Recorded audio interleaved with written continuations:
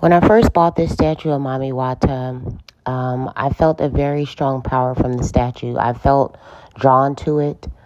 And I asked the lady how much she would charge me for it. She told me, I paid for it, and I took it home. On the way to taking it home, I had a friend of mine's daughter with me, and she was carrying the statue. And she stopped and looked at me and said, wow, this thing is powerful. She felt the energy from it. When I brought it into my house, the whole energy shifted in my home. And it was a very awakening feeling. Very, very, very, the most powerful piece that I own. The same day that I bought the statue, a friend of mine asked me, hey, do you want to go to the lake to go on a boat ride? My friend has a boat. And this is the same exact day I bought it. And I said, sure, let's go on a boat ride. So I met up with my friend and went on a boat ride. Now, I knew this was not coincidence. While on the boat ride, I'm just thinking of Mami Wata and how she's showing me that she's embracing me and the beauty of the lake that we were at. And so I knew that there was something to it more than just me buying that statue. Anyway, so I decided to make an altar for Mami Wata in my home.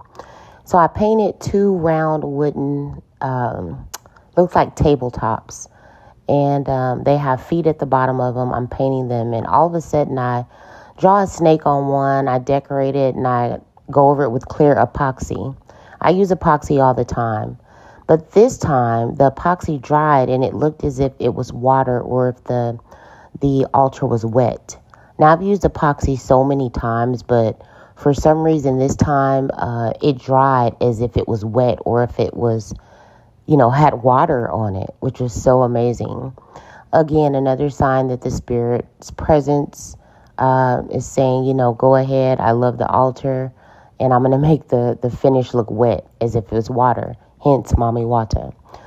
And this is basically what the finish looks like, guys. It looks very wet, but I love it. It's beautiful. It's not wet at all. It's completely dry.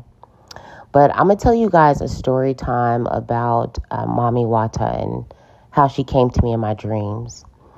So I had a dream that I was standing at the edge of an ocean with a mermaid. But this time the mermaid was actually a man. And the man just began to drown someone in the water. I knew when I was having the dream that the person that they were drowning was a person that was causing me problems in my life. And it was the Spirit telling me that, hey, I'm protecting you. I have your back. I got this. And so I understood that. After the woman was drowned, basically I started to get interrogated by the police. And the police was interrogating me and the male mermaid. So during the interrogation, they asked, hey, do you know what happened to this person? They're missing. Do you know what happened? And me and the male mermaid were like, no, we don't know. We have no idea what happened. So the police left it at that and walked away. Now, I can't tell you all the dream. I'll just tell you, that's the first part. Or that's the first night that I dreamed. The next night, I was being threatened by someone with a knife. And it was a black male threatening me with a knife. And I basically took my own knife out and made some small cuts on his face and as a warning to tell him, hey, back off, leave me alone. Well, he didn't want to back off, and he started to battle me with the knife.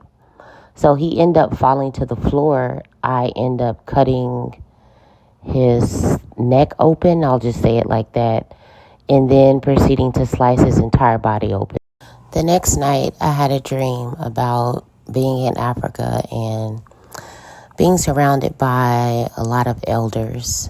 I believe it was 4 elders. And they all had animal horns coming out of their head. So some of their horns were straight out, side to side. Some of the horns were straight up in the air. Some of them went straight up but curved up in the air. Just all different types of animal horns. And they were speaking to me, giving me advice about the spiritual world and things like that. This is the 3rd night that I dreamt. I've actually had dreams about being taught spiritual things in Africa for many years. Some of those dreams have been in Haiti. Some of those dreams have also been in other countries. I was also dressed in white and I had these small horns coming out of my head. My horns were the smallest out of everyone in the group. And it basically just was a reassurance that my ancestors are watching over me. They're guiding me. I'm actually getting spiritual dreams and messages every day throughout my spiritual path. And so it's just a blessing to have different experiences like this. But this just is a dream that I wanted to share with you guys. And I was going through something spiritually that my ancestors helped me to fix and protected me throughout. So, guys, when you are practicing, take your practice serious and be thankful. Pay attention to the signs and wonders that your ancestors give you. You never know, it could change your life.